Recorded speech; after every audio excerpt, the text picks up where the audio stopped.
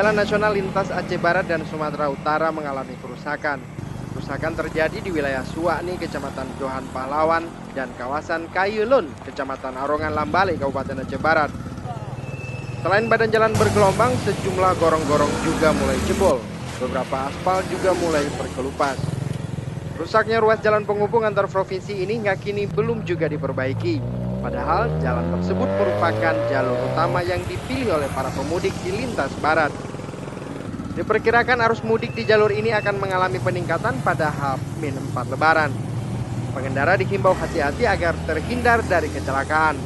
Untuk menghindari angka kecelakaan, Dinas Perhubungan Aceh Barat telah memasang beberapa rambu lalu lintas di sepanjang jalur ini. Dari Aceh Barat, Arif Fahmi melaporkan untuk Aceh Video.